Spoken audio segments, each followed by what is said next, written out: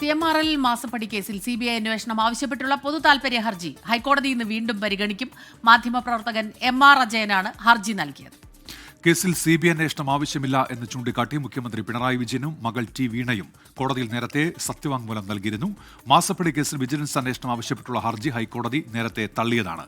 അമൽ സുരേന്ദ്രൻ കൊച്ചിയിൽ നിന്ന് വിവരങ്ങളുമായി ചേരുന്നുണ്ട്. അമൽ, ഈ CBI അന്വേഷണ കാര്യത്തിൽ ഇന്ന് കോടതിയുടെ ഭാഗത്തുനിന്ന് തീരുമാനം പ്രതീക്ഷിക്കാമോ? അമൽ,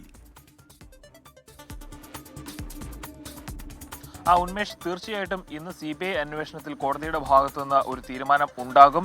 നേരത്തെ വിജിലൻസ് അന്വേഷണം ആവശ്യപ്പെട്ടുള്ള ഹർജികളെല്ലാം ഹൈക്കോടതിയുടെ ഭാഗത്തുനിന്ന് തള്ളുന്ന സാഹചര്യം ഉണ്ടായിരുന്നു. ഒരു ഇടവേളയ്ക്ക് ശേഷം മുഖ്യമന്ത്രിക്കും മകൾ വീണയ്ക്കും എതിരായിട്ടുള്ള മാസപ്പടി കേസ് അല്ലെങ്കിൽ അതിനെ തുടർന്നുള്ള പലതരത്തിലുള്ള ആരോപണങ്ങളും ചൂടുപിടിക്കുന്ന കാര്യമാണ് ഇന്ന് നമുക്ക് കാണാൻ സാധിക്കുക. ഏതായാലും ഈ MR അജയൻ എന്ന് പറയുന്ന മാധ്യമപ്രവർത്തകന്റെ ഭാഗത്തു നിന്നാണ് ഇത്തരത്തിലുള്ള ഒരു പൊതുതാൽപര്യ ഹർജി ഹൈക്കോടതിയിൽ സമർപ്പിക്കപ്പെട്ടിരിക്കുന്നത്. നേരത്തെ ഡൽഹി ഹൈക്കോടതിയിൽ ഇത്തരത്തിലുള്ള കേസുകളുമായിട്ട് ബന്ധപ്പെട്ട് നിരവധിയായ വാർത്തകൾ വന്നിട്ടുള്ളതാണ്. അതിൽ പ്രധാനപ്പെട്ടത് SFIO ഈ ഒരു കേസിൽ ഇടപെടുകയും ഇതിനെ തുടർന്ന് റിപ്പോർട്ട് സമർപ്പിക്കുകയും ചെയ്യുന്ന ഒരു സാഹചര്യത്തിലാണ് ഡൽഹി ഹൈക്കോടതിയിൽ കേന്ദ്ര സർക്കാരിന്റെ ഭാഗത്തുനിന്ന് ഒരു സത്യവാങ്മൂലം സമർപ്പിക്കുകയും അതിൽ മുഖ്യമന്ത്രിയുടെയും മകൾക്കുമെതിരെ ഗുരുതരമായ ആരോപണങ്ങൾ ഉണ്ടാവുകയും ചെയ്ത സാഹചര്യം ഉണ്ടായിരുന്നു. അതായത് പലതരത്തിലുള്ള ബില്ലുകളും പെരുപ്പിച്ച് കാണിക്കുകയും അനധികൃതമായിട്ടുള്ള പല പണമിടപാടുകളും CMRലും മുഖ്യമന്ത്രിയുടെ മകളുടെ കമ്പനിയായിട്ടുള്ള എക്സാലോജിക്കും തമ്മിൽ നടന്നിട്ടുണ്ട് എന്ന് SFIOയുടെ ഭാഗത്തു നിന്ന് കണ്ടെത്തലുകൾ ഉണ്ടായിരുന്നു.